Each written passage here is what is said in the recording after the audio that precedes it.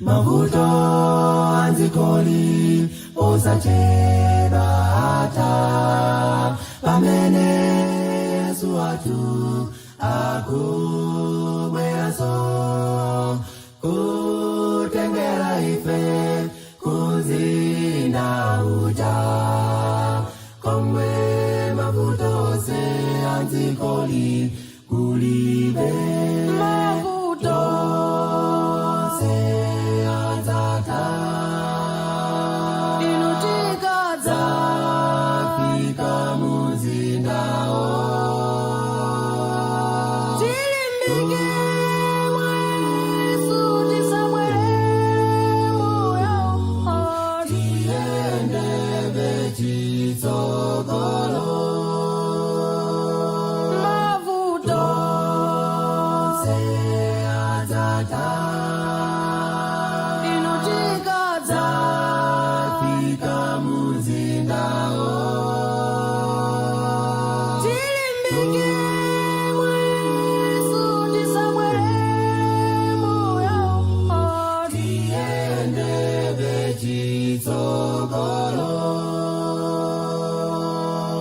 kuzinda tipitako matenda kulibe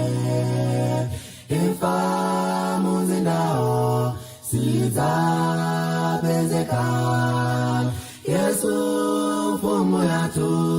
anazikonjeza tizasangalala dipo zaloa zindao mavuto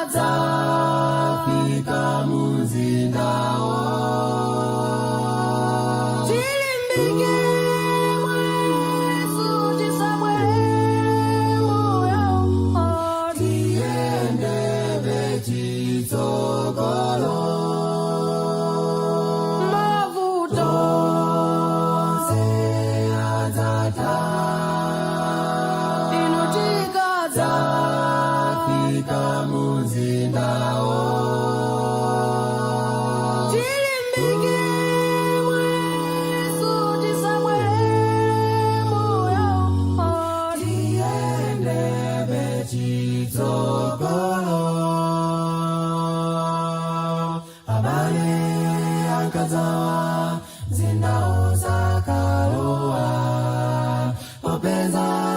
Mungu watu si Mungu akaza chosa lungama chonse si chizaloamo zindao magidwa ni manjake ambuye mavuto se azata